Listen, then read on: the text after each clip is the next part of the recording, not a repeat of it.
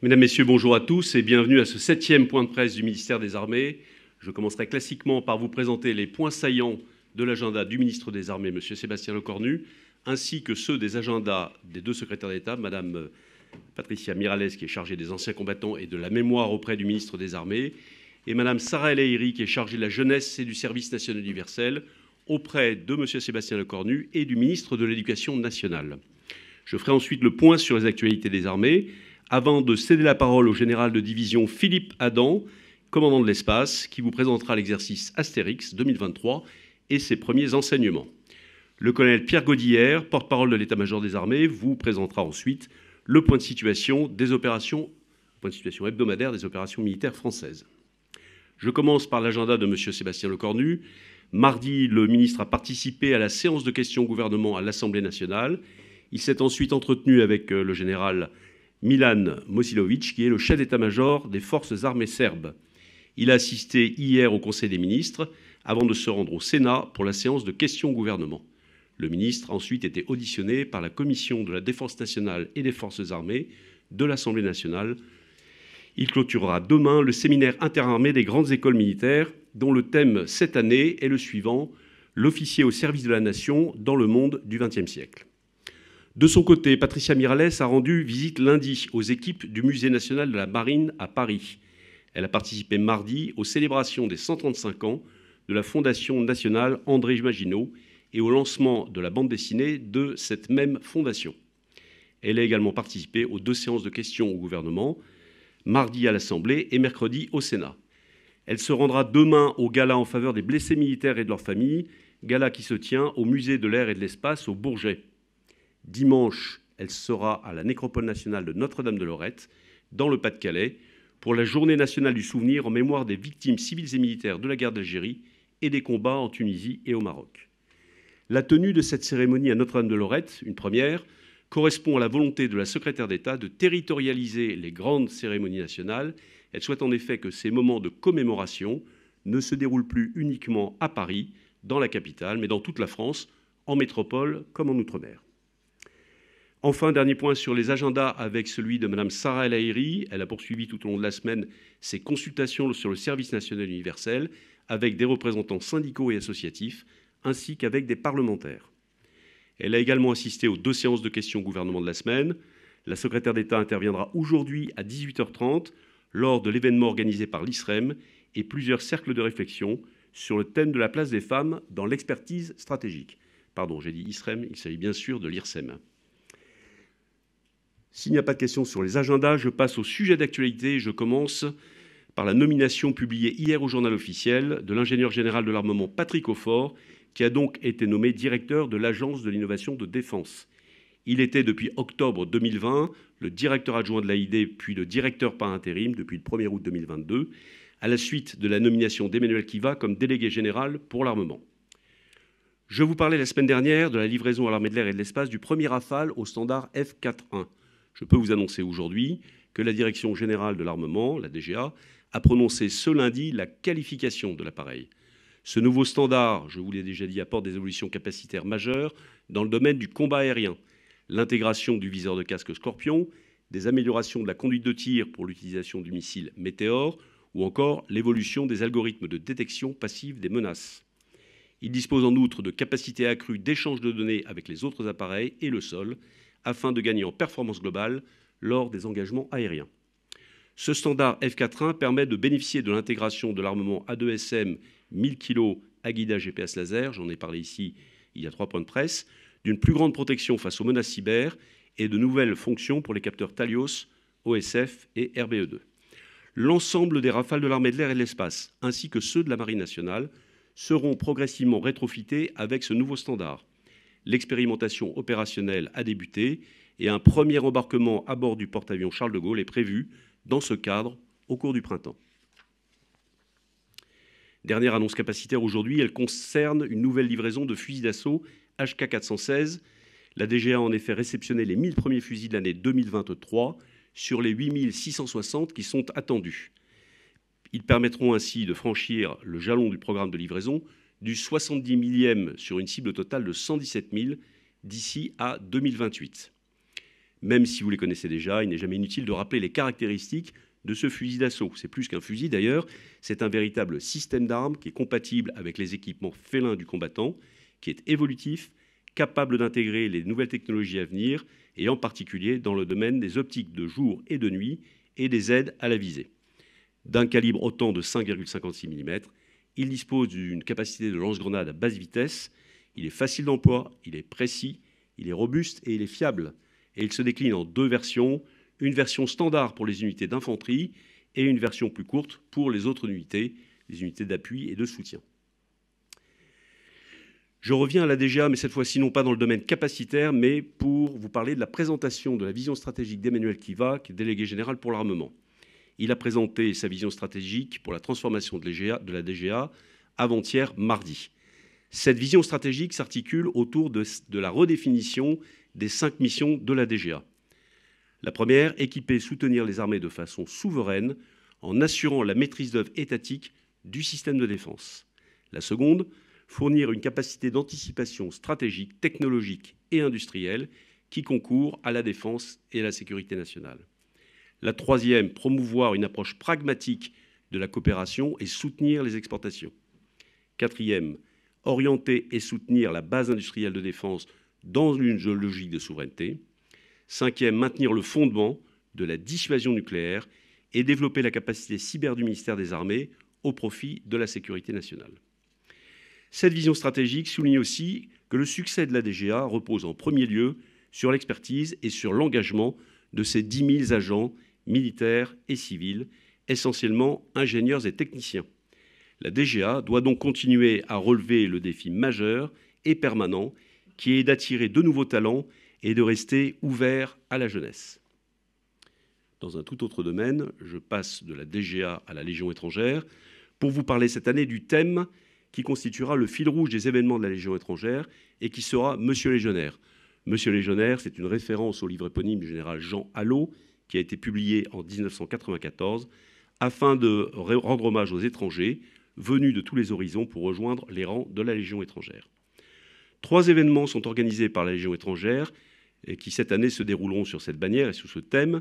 Tout d'abord, la commémoration du 160e anniversaire du combat de Cameron à Aubagne, le dimanche 30 avril au quartier Vienno. Ensuite, la journée du légionnaire qui aura lieu le dimanche 18 juin à Paris. 2 représentations avec 60 musiciens de la musique de la Légion étrangère auront lieu exceptionnellement dans la salle mythique de l'Olympia. Chacun d'entre vous est invité à exprimer son engagement solidaire envers les veuves, les orphelins, les blessés et les anciens de la Légion en y achetant des billets. L'ensemble des bénéfices sera versé au profit du foyer d'entraide de la Légion étrangère qui finance les œuvres sociales de la Légion. Enfin, les 13 et 14 juillet seront mis à l'honneur la fabrique du légionnaire avec notamment la cérémonie du sang versé qui se tient tous les ans au Sénat. Les liens pour les inscriptions à ces différents événements figurent sur la planche derrière moi. Voilà au chapitre de la Légion étrangère et de ce thème, donc Monsieur Légionnaire pour cette année. Je passe maintenant au service d'infrastructure de la défense qui organise les journées entreprises pour rencontrer les acteurs locaux du BTP et leur présenter ses nouveaux projets d'infrastructure. Ces rencontres auront lieu tout le long du mois de mars et début avril dans les différents établissements du service d'infrastructure de la défense. Alors, les établissements du service d'infrastructure de la défense, leur acronyme c'est ESID, donc je vais aller plus vite en vous parlant dans les ESID de Lyon et de Metz le 21 mars, à Brest le 23 mars, à Toulon le 30 mars et enfin à Rennes le 12 avril. Lors de ces événements, chaque établissement présentera ses nouveaux projets, son plan de charge pour l'année à venir, ses différents interlocuteurs techniques et administratifs, ainsi que ses procédures spécifiques. Je vous le rappelle, si vous ne le savez pas, le service d'infrastructure de la défense du ministère des Armées contribue au dynamisme de l'économie à hauteur de 2,5 milliards d'euros par an qui sont engagés vers les acteurs locaux du BTP et de l'énergie. Des groupes, bien sûr, mais également des entreprises de taille intermédiaire et des PME. Vous le savez, parce que je le répète à l'envi, le ministère des Armées, c'est le 2e acteur culturel de l'État. Il est en effet très engagé dans la mise en valeur touristique des lieux de mémoire. C'est à ce titre qu'il participe au Salon mondial du tourisme, salon qui se tient d'aujourd'hui à dimanche à Paris, porte de Versailles. Des agents de la direction de la mémoire, de la culture et des archives de l'Office national des combattants et victimes de guerre, ainsi que ceux des musées de l'armée, de la marine et de l'air et de l'espace, animeront le stand du ministère. Ils présenteront une programmation commémorative, culturelle et pédagogique qui rythmera l'année 2023. 2023 sera en effet marqué par plusieurs rendez-vous mémoriels, le 80e anniversaire de la campagne d'Italie, le 75e anniversaire de la première réunion du Conseil national de la Résistance, le 80e anniversaire de la mort de Jean Moulin et le 70e anniversaire de la fin de la guerre de Corée. Vous aurez également l'occasion sur le stand du ministère de découvrir une exposition sur les hauts lieux de la mémoire nationale avec des visites virtuelles immersives. Au début de l'année, au moment de la Journée européenne du patrimoine, mais également à la fin de l'été dernier, je vous avais fait la liste complète de ces hauts lieux de mémoire. Je ne vais en citer que quelques-uns.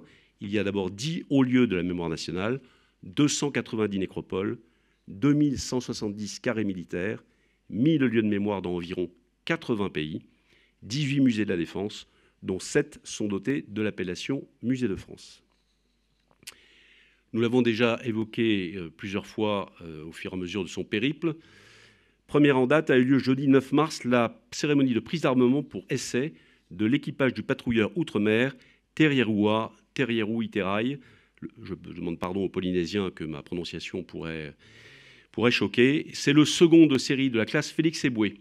Il ralliera dans quelques mois son port-base, Papeete, dans le cadre d'un déploiement de longue durée.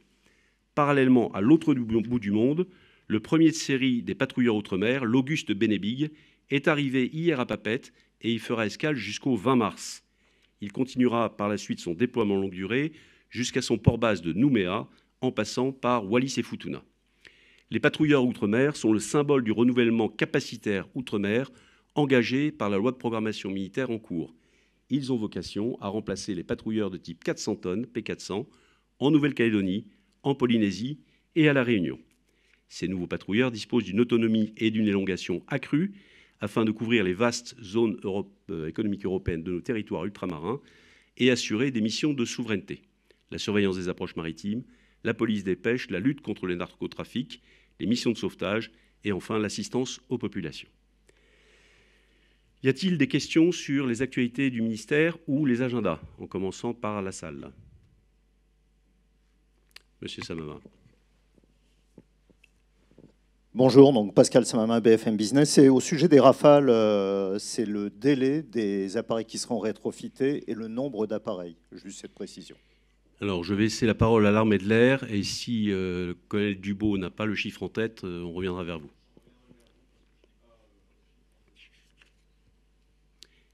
Y a-t-il une autre question?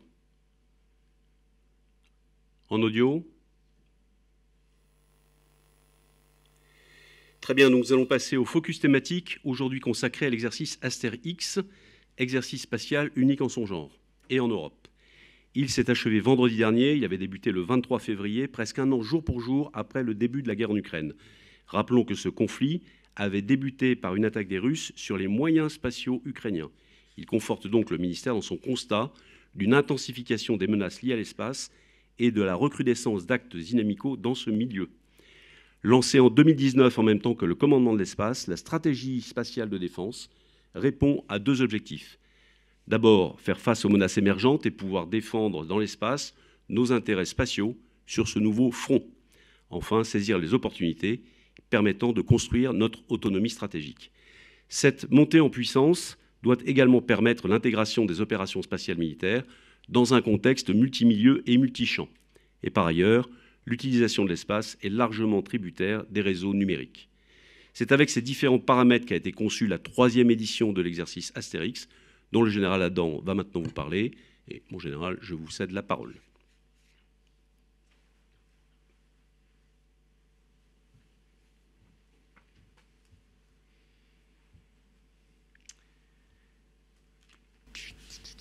Bien, bonjour à tous. Alors, je crois que ça devrait commencer par une petite animation.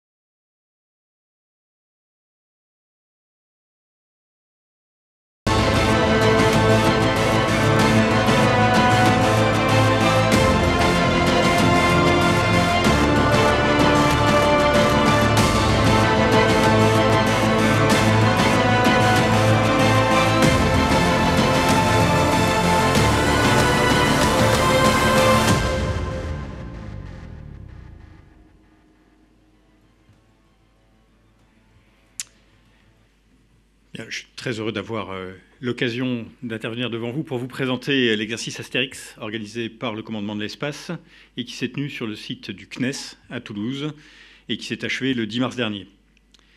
Comme le général Gravette vous l'a déjà précisé, il a été organisé cette année à l'intérieur et en coordination avec l'exercice Orion, exercice interarmé qui visait à préparer une opération d'envergure. Avoir inclus Astérix à Orion nous a beaucoup apporté dans la compréhension de la combinaison des effets dans les différents milieux et champs de conflictualité. Mais avant d'entrer dans le sujet, je voudrais d'abord préciser ce que sont les opérations spatiales militaires. Elles se divisent généralement en 4 éléments, pour lesquels on peut refaire des subdivisions, mais d'une façon générale, vous avez d'abord l'appui spatial aux opérations militaires, c'est-à-dire la fourniture de services de recueil d'informations, de communication, de positionnement, comme par exemple Galileo ou GPS. La deuxième catégorie d'opérations spatiales militaires est la compréhension de l'environnement spatial, ou la Space Domain Awareness, comme disent nos amis américains, reposant sur l'élaboration et la tenue d'une situation spatiale de référence au profit de l'ensemble des autorités politiques ou militaires. La troisième catégorie est le soutien aux opérations spatiales, aux capacités spatiales, qui inclut des opérations de lancement, de mise à poste ou de maintien à poste des satellites. Et enfin, la quatrième catégorie est l'action militaire dans l'espace, qui a pour but de renforcer nos capacités à nous protéger et à nous défendre dans le respect du droit international. Ces opérations présentent beaucoup de similitudes avec celles qui sont exécutées dans l'espace aérien, les deux milieux ayant d'ailleurs aujourd'hui tendance à se rejoindre par l'utilisation des très hautes altitudes, où des ballons chinois ont d'ailleurs récemment fait parler d'eux. Orion 2023 a ainsi représenté une opportunité exceptionnelle de nous entraîner à mener des opérations spatiales militaires dans un cadre particulièrement réaliste. Pour répondre à l'évolution du contexte international, l'état-major des armées a décidé dès 2020 d'organiser un nouveau cycle triennal d'exercices dont Orion constitue le premier échelon en 2023. L'objectif est d'entraîner nos armées dans un cadre complet. Orion 2023 est un exercice inédit, notamment en raison de son échelle. Séquencé en 4 phases, Orion, dans sa deuxième phase, a déployé 7000 militaires. Au plus fort de la phase 4, 10 000 à 12 000 militaires sont déployés. Orion intègre également près de 20 exercices, habituellement réalisés d'une manière autonome par les armées, dont Astérix, qui était mené jusque-là de façon indépendante. La crédibilité et l'intensité de l'exercice ont nécessité la mise en œuvre de forces adverses également particulièrement importantes, naturellement. Pour compléter ce rapide tour du contexte, il faut que je vous décrive aussi succinctement le scénario de l'exercice Orion. Ça a de l'importance pour les leçons que nous en tirerons pour le domaine spatial. Orion se déroule dans la région Skolkan, qui s'affiche maintenant. La région est sous l'hégémonie du pays Mercure, une démocrature qui souhaite conserver son influence sur ses voisins, dont Arnland. De son côté, depuis plusieurs années, l'État Arnland a entamé une transition démocratique et entend sortir de la domination mercurienne et se rapprocher de l'Europe et de l'OTAN. Toutefois, Arnland est un État politiquement fragile et socialement fracturé. Sa population comprend une forte diaspora mercurienne. De son côté, Mercure voit d'un très mauvais œil les velléités d'indépendance d'Arnland et son rapprochement vers l'Europe, et elle cherche à contrer cette volonté. Suite aux demandes d'aide d'Arnland vers la communauté internationale, le Conseil de sécurité des Nations Unies a autorisé la constitution d'une force internationale, la force Orion, pour traiter les menaces qui pèsent sur Arnland. Point important pour Astérix, Mercure est une puissance spatiale complète, c'est-à-dire qu'elle dispose de constellations de satellites d'observation, d'écoute, de communication, de navigation et surtout de moyens d'action dans l'espace susceptibles de menacer nos propres moyens. Face à Mercure, nous présentons nos moyens nationaux réels ainsi que ceux de certains de nos alliés. En pratique, la phase initiale d'Orion 2 repose sur 2 manœuvres synchronisées, amphibie et aéroportée, indiquées par la flèche sur la diapo, pour contrer les exactions des limites pro-Mercure qui déstabilisent Arnland. Dans cette manœuvre d'entrée sur un territoire contesté, l'espace joue un rôle fondamental. D'abord, à des fins d'appréciation de situation avant la manœuvre, grâce à nos satellites d'observation et d'écoute, mais aussi pour assurer les communications sur de grandes élongations, ainsi que la précision des mouvements. Par ailleurs, les autres milieux sont observés et écoutés par les satellites de Mercure.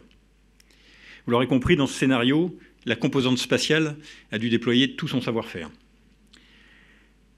Cette troisième édition d'Astérix nous a permis de travailler, en plus de la conduite, le volet planification des opérations spatiales, ainsi que l'interopérabilité entre les différentes structures de commandement de la force Orion.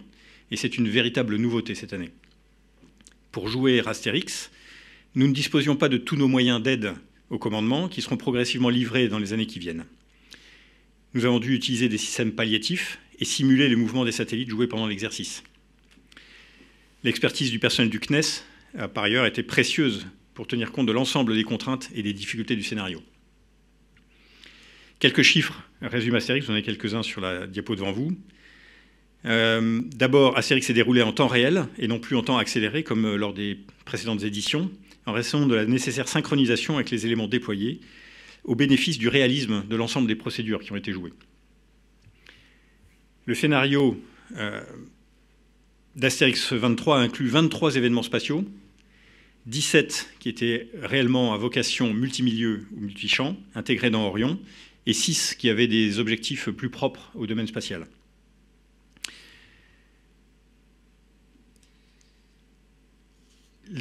Parmi les vignettes jouées, d'ailleurs, une avait trait plus particulièrement au domaine cyber. Dans Astérix, j'ai déjà évoqué la complexité du scénario, nous avons simulé 5000 objets spatiaux, 20 capteurs dédiés à l'appui des opérations spatiales, et ainsi que 10 types de menaces différentes. Nous avons accueilli à Toulouse environ 200 participants, entre les joueurs, l'animation et le support de l'exercice. Ce chiffre de 200 personnes inclut nos partenaires institutionnels, comme le CNES et l'ONERA, mais également nos partenaires industriels, Agenium, Safran, Ariane Group, Airbus Defence and Space, Exotrail, Soprasteria, MBDA et Chrysotech. Nos coopérations avec nos partenaires sont des marquants forts des opérations spatiales militaires et donc d'Astérix. Ils sont rendus indispensables par les particularités du milieu spatial. C'est pour cette raison que nous invitons nos partenaires internationaux à participer directement au profit de l'exercice, comme cette année, les États-Unis, l'Allemagne, l'Italie, la Belgique, mais aussi l'OTAN, soit à venir observer les processus que nous mettons en œuvre, et nous avons accueilli cette année plus de 30 délégations de ces observateurs.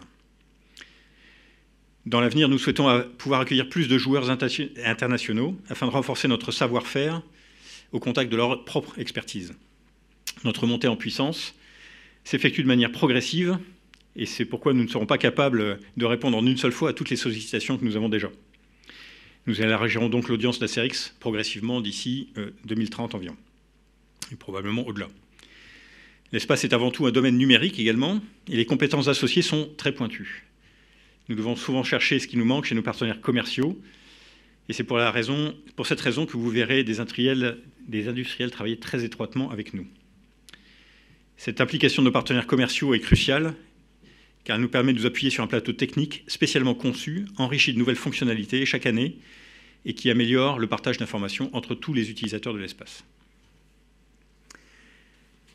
Le scénario d'Astérix repose sur des vignettes déjà évoquées qui correspondent à des événements émaillant l'exercice, obligeant les joueurs à anticiper et à réagir. Je vais vous en citer quelques exemples. Le premier a un lancement dit réactif. Celui-là était totalement simulé. Il reposait sur un concept dont la réalisation est encore à exécuter. Il n'y a pas de moyens réels aujourd'hui existants dans nos inventaires. Il a consisté à placer en orbite un satellite patrouilleur pour venir s'interposer face à un satellite adverse qui menaçait un de nos satellites d'observation. Une deuxième vignette était un scénario lié à une cyberattaque déjà évoquée. Un troisième scénario évoquait le rapprochement d'un satellite adverse qui est venu brouiller un de nos satellites de communication militaire. Et un quatrième scénario faisait suite à la suspicion d'un lancement de missiles antisatellites par l'adversaire qui nous a incité et entraîné vers une augmentation de la revisite du site concerné grâce à des services commerciaux qui sont venus compléter nos moyens patrimoniaux. Voilà, ces exemples ont contribué à la dynamique d'ensemble que je vous propose de découvrir par quelques images.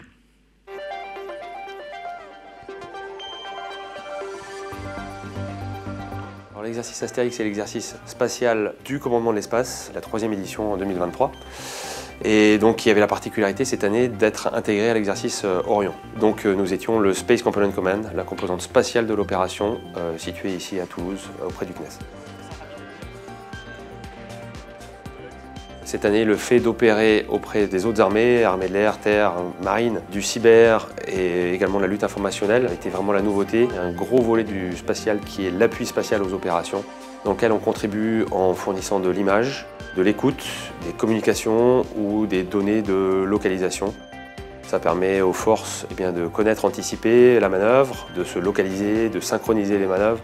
Un apport essentiel pour les opérations interarmées. On opère de manière complètement synchronisée avec les autres composantes. On a mis en évidence que si elles perdaient l'appui spatial aux opérations, si on perdait la guerre dans l'espace, alors on allait perdre la guerre tout court et on allait la perdre rapidement, pour paraphraser le maréchal Montgomery. On avait commencé en 2022 à intégrer des partenaires internationaux. On retrouve les États-Unis, l'Italie, l'Allemagne, la Belgique, auquel on a rajouté cette année le NATO Space Center, donc le volet OTAN du spatial. Astérix 23, c'est un an de préparation, c'est 200 participants, c'était 23 événements joués au total, dont 7 purement dans le cadre d'Astérix et 16 dans le cadre d'Orion. C'est 5000 objets simulés en orbite, une vingtaine de capteurs. 2023, c'était une édition absolument phénoménale et un tel niveau de réalisme qu'on se sentait totalement dans l'opération.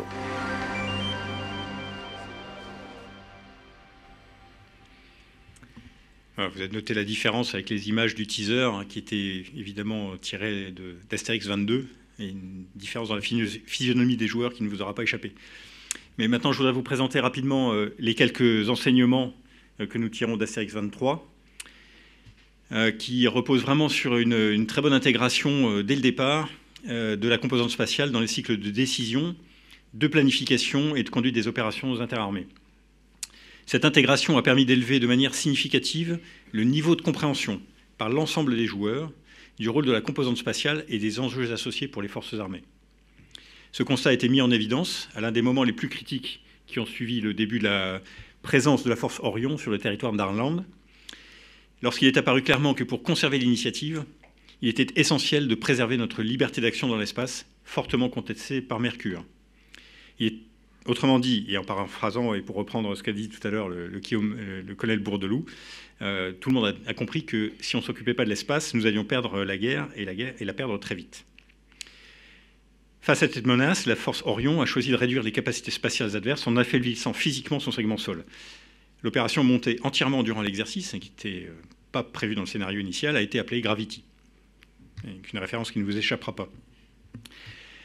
Cet épisode nous montre également que des moyens de défense actifs, tels que prévus par la stratégie spatiale de défense, permettront de disposer d'options supplémentaires pour mener des actions graduées et réversibles face à un adversaire de ce type. Voilà pour les premiers enseignements, encore une fois vraiment très rapidement évoqués ou esquissés, qui seront complétés bien évidemment dans les semaines qui viennent par des analyses plus détaillées. La maîtrise du milieu spatial a été déterminante dans la conduite des opérations menées dans le cadre d'Orion. Les constatations de l'exercice confirment que le milieu spatial est un milieu à part entière, au sein duquel notre liberté d'action, dans une opération de grande ampleur comme celle qui était jouée là, est impérative. Alors que le commandement de l'espace est toujours en pleine montée en puissance et que sa capacité à produire des effets dans l'espace est encore limitée, Astérix 23 a été une opportunité rare de nous entraîner, grâce à un cadre particulièrement réaliste, offert par un déploiement de moyens que nous n'avions pas vu depuis très longtemps dans notre préparation opérationnelle. Vous avez une jolie photo d'ailleurs des joueurs. Ils ont tous le sourire, c'était le début de l'exercice. Voilà, j'ai terminé cette rapide présentation de l'exercice et de ses conclusions et je suis prêt à répondre à quelques-unes de vos questions si vous en avez. En commençant par la salle.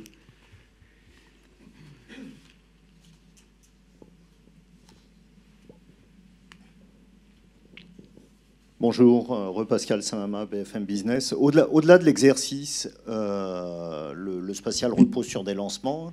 Combien de lancements sont prévus en 2023-2024 ? Je crois qu'il y a des problèmes justement de ce côté-là.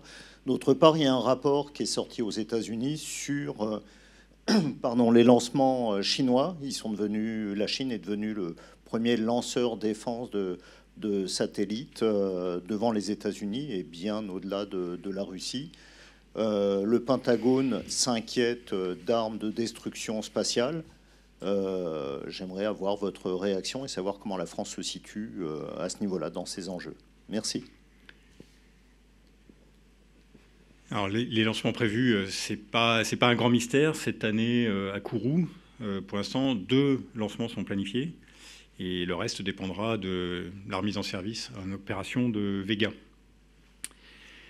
Sur les nouveaux acteurs et la façon dont ça se présente, je crois que la Chine n'est pas encore passée devant les États-Unis. Les États-Unis ont quand même encore un nombre de lancements relativement supérieur, même à la Chine. Mais effectivement, la Chine pourrait les rattraper, voire les dépasser dans les années qui viennent. Ça, c'est pas impossible.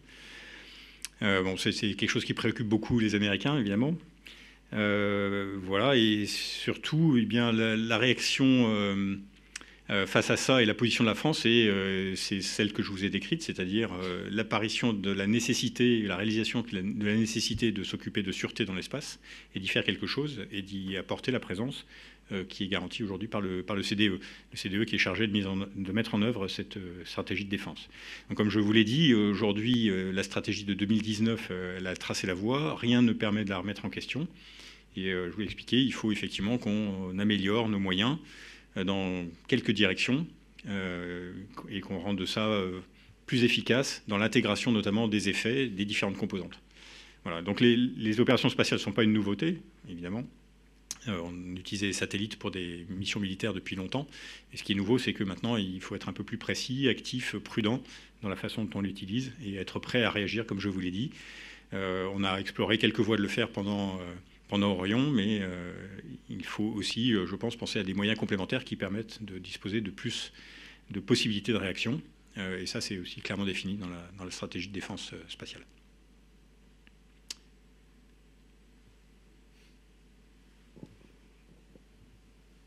Juste une précision, quand on parle de défense, vous disiez l'espace, c'est un territoire à part entière, mais c'est un territoire un peu particulier parce qu'il n'y a pas de frontières. Comment on fait pour gérer ça, un territoire sans frontières? Eh bien, c'est justement pour ça que c'est un milieu à part entière, un domaine, pour reprendre le mot des anglo-saxons. Donc nous, on appelle ça un milieu, parce qu'il obéit à des règles un peu particulières. Et parmi ces règles, alors, il y a des règles purement physiques, qui sont les règles orbitales. Mais le reste, c'est un environnement particulier, sans frontières, où tout le monde se croise, partenaires comme opposants. Donc aujourd'hui, on est dans l'espace constamment au contact de tout le monde, civils, militaires, alliés, partenaires et compétiteurs. Donc c'est bien ça la difficulté. Mais c'est aussi ça qui nous engage à travailler de façon beaucoup plus précise, intégrée et accrue avec nos partenaires. Encore une fois, il faut ménager l'autonomie dont on a absolument besoin et la coopération qu'on peut envisager avec nos partenaires, et le faire tout ça effectivement en présence de nos compétiteurs que nous observons et qui nous observent. Voilà. Donc oui, mais c'est pour ça que c'est un milieu particulier. Il y a des règles particulières à observer. La façon dont seront prises les décisions, notamment, demande quelques précautions d'emploi et quelques spécialisations des opérateurs. C'est bien pour ça qu'aujourd'hui, l'espace fait l'objet d'un milieu, enfin, a été défini comme un milieu particulier, mais que l'enjeu pour nous, c'est vraiment d'intégrer ce qu'on fait dans l'espace avec tout le reste. Y a-t-il des questions en ligne ?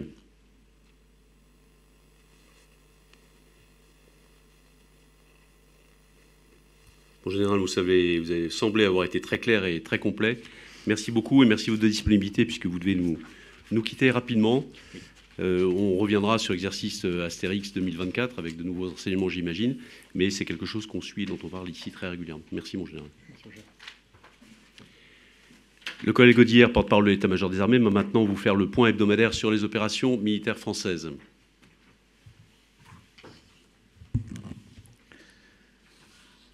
Bonjour, on commence sur le flanc Est assez traditionnellement avec un déploiement en Estonie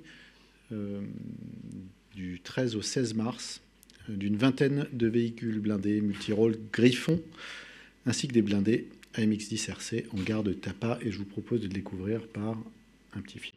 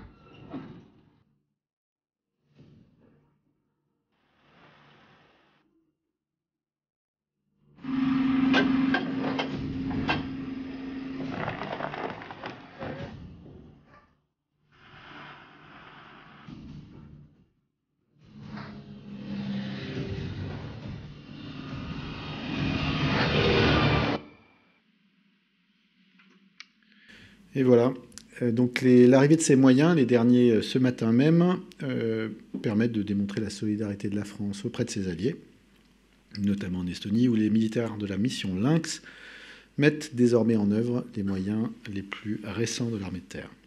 D'ici la fin du mois, les premiers exercices interalliés avec les Britanniques et les Estoniens viendront certifier la capacité du sous-groupement tactique interarmes français à opérer au sein du bataillon multinational, donc le IFP Battle Group d'Estonie. En Lituanie, le dispositif d'alerte permanente au profit de l'Alliance, qui s'appelle Enhanced Air Policing, EAP, continue sur la base aérienne de Šiauliai, avec donc 4 Rafales qui assurent des missions d'alerte réelle en alternance avec des missions d'entraînement interalliés. Ainsi, du 9 au 15 mars, les Rafales ont effectué 10 missions d'entraînement, dont 7 aux côtés des alliés de l'OTAN. Par ailleurs, le 9 mars, les pilotes du détachement français se sont entraînés à la mission de sauvetage d'un pilote éjecté. Ça s'appelle une mission de PR, Personal Recovery, dans une zone hostile simulée, avec l'appui des nations alliées et du détachement de protection français déployé sur place. D'autres missions aériennes qui, cette fois-ci, décollent de France, mais toujours au profit de l'OTAN, qu'on appelle Air Shielding. Le 9 mars, vous voyez ici un avion radar E-3F français, donc AWACS, qui a effectué une mission de détection et de contrôle au profit d'un entraînement des Rafales de la police du ciel dont je vous parlais tout à l'heure, dans le ciel polonais. Le 15 mars, un avion ravitailleur Airbus A330 Phoenix et ce même avion radar ont participé depuis leurs bases respectives à un entraînement d'ampleur en Pologne, engageant des F-35 néerlandais, des F-18 espagnols, des F-15 américains, des F-16 danois et les 4 Rafales français déployés en Lituanie.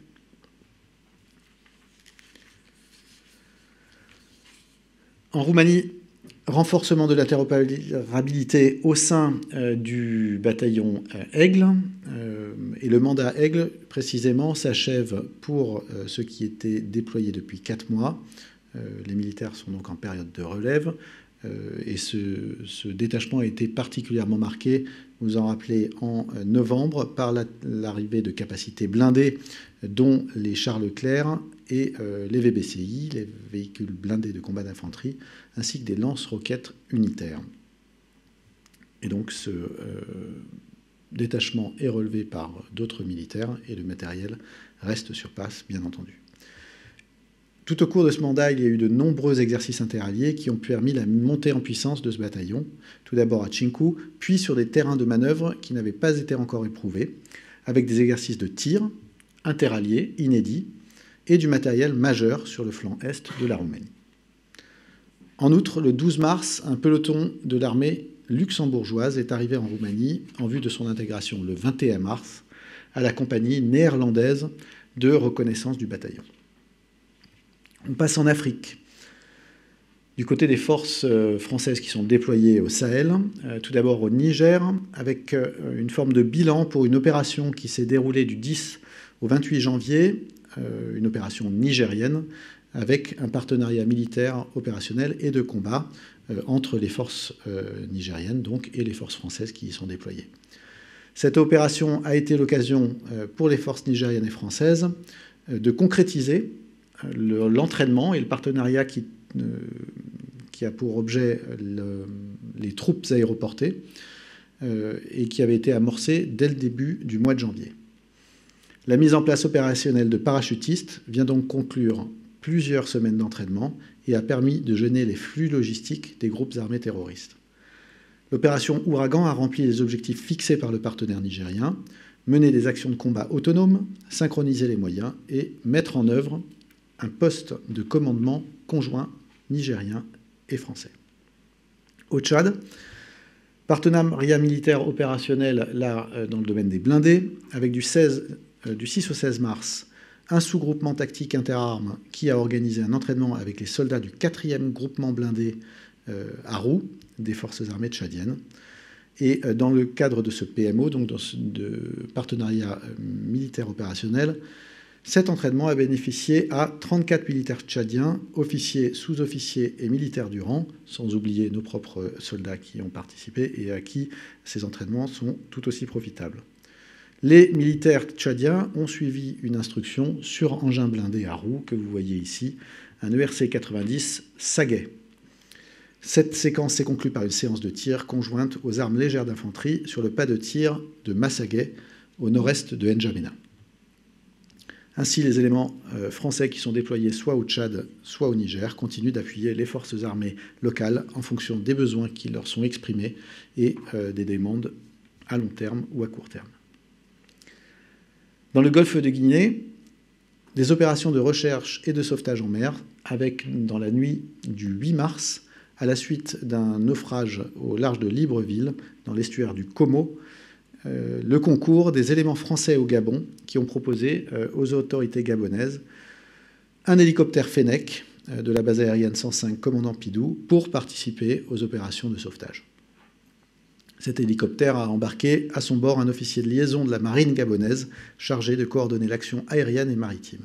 Le Fennec a alors repéré deux survivants vers lesquels il a pu faire converger les secours. Au Proche et Moyen-Orient, les forces françaises déployées aux Émirats arabes unis s'illustrent cette semaine par une mission de sécurisation des voies maritimes dans le cadre du groupe Guerre des mines, GGDM 23. Le chasseur de mines tripartite CMT Andromède a pris part à des opérations de chasse aux mines dans les approches maritimes de Djibouti.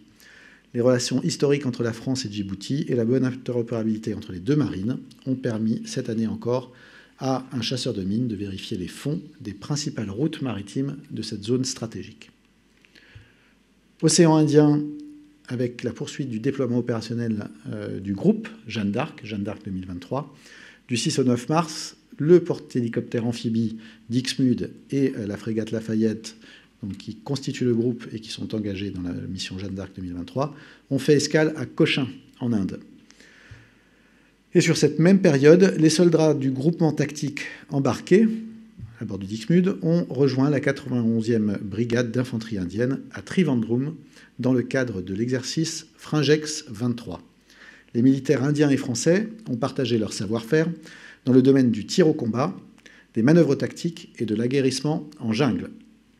Cet exercice, mené dans le cadre des 25 ans du partenariat stratégique entre l'Inde et la France, constituait une première historique entre les deux armées de terre. Par ailleurs, du 13 au 14 mars, le groupe Jeanne d'Arc 2023 a participé à l'exercice La Pérouse dans le golfe du Bengale avec les pays de l'IPMCC, Indo-Pacific Maritime Coordination Cell, dont l'Australie, le Canada, les États-Unis, l'Inde, le Japon, la Nouvelle-Zélande et le Royaume-Uni. L'objectif de cet exercice était, à travers des scénarios divers impliquant plusieurs menaces maritimes, de renforcer l'interopérabilité, là encore, avec notamment le Perth, le Tamar et le Suzuki, et bien sûr le groupe Jeanne d'Arc.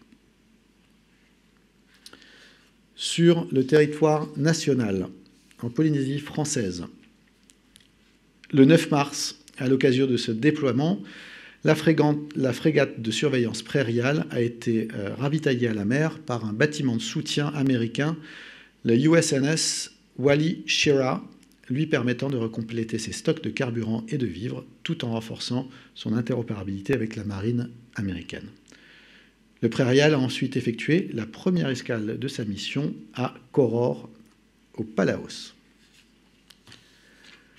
Pour les forces armées en Guyane, une semaine, même 2 semaines, qui s'illustrent par un exercice de gestion de crise qui s'appelle Fer de lance 2023 et qui est donc organisé par les forces armées en Guyane. Cet exercice regroupe plus de 1000 participants, là aussi de plusieurs nations, Brésil, Guyane, Suriname et puis la France bien évidemment, dans la zone de responsabilité du commandant supérieur des forces armées en Guyane. Il est planifié et conduit pour la 2e année consécutive autour d'un scénario de gestion de crise humanitaire et il rassemble les composantes terrestres, aériennes, maritimes et les unités de soutien des forces armées en Guyane. Des renforts des forces armées aux Antilles et des détachements de la préfecture, de l'état-major interministériel de zone et de l'Académie de Guyane contribuent également à cet entraînement. Pour cette nouvelle édition, Fer de lance éprouve cette fois-ci la capacité de réaction des militaires dans le domaine du secours à la population dans un pays fictif. Ce scénario nécessite le déploiement d'une force d'intervention et la mise en sécurité des Français, en tout cas de la population identifiée. Les différentes phases de l'exercice permettent de confirmer les savoir-faire des militaires français dans ce domaine, dans un environnement multinational. Dans l'océan Indien, une saisie record d'héroïne le 9 mars, où le bâtiment de soutien et d'assistance Outre-mer Champlain, BSAOM Champlain, a procédé au contrôle d'un boutre en haute mer. Conformément au droit international, la visite a été conduite sous l'autorité du préfet de la Réunion, délégué du gouvernement pour l'action de l'État en mer, et en étroite liaison avec l'autorité judiciaire. Les investigations menées à l'aide d'une équipe cynophile ont permis la découverte de 25 ballots suspects. Les tests opérés par l'équipe de visite du Champlain ont confirmé qu'ils contenaient près de plus d'une tonne, 1,1 tonne d'héroïne aussitôt saisie. La France contribue ainsi à la stabilité régionale et à la lutte contre les trafics illicites. Je suis prêt à répondre à vos questions.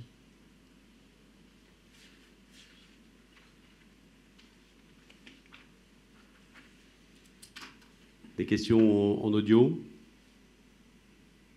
Daphné Benoît de l'AFP, vous m'entendez? Je vous entends bien, Madame Benoît.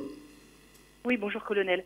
Une petite question pour revenir sur l'opération nigéro-française dont vous avez parlé, si j'ai bien compris, du 10 au 28 janvier. L'opération Ouragan, je voulais savoir quelle était l'articulation avec l'opération Almaou. Est-ce que c'est un volet de cette plus grosse opération ou c'est complètement autre chose? Et par ailleurs, vous nous avez parlé de résultats ayant pour résultat de gêner les flux logistiques des GAT. Est-ce que par ailleurs un bilan humain est disponible? Est-ce qu'il y a eu des contacts? Est-ce que les forces nigériennes et françaises sont entrées en contact avec les GAT à cette occasion? Merci. Alors, vous avez raison, l'opération Ouragan s'inscrit dans la zone d'opération Al-Mahaou. Et donc, effectivement, et elle se poursuit en fait par d'autres opérations qui sont toujours en cours. Les forces armées nigériennes continuent aussi de la conduite de ces opérations et n'ont pour l'instant pas publié de bilan. Et nous ne manquons pas de vous informer dès qu'ils le feront.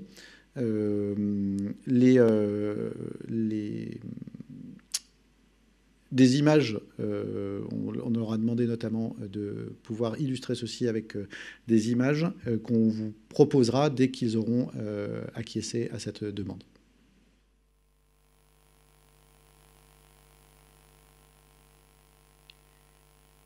Autre question en audio?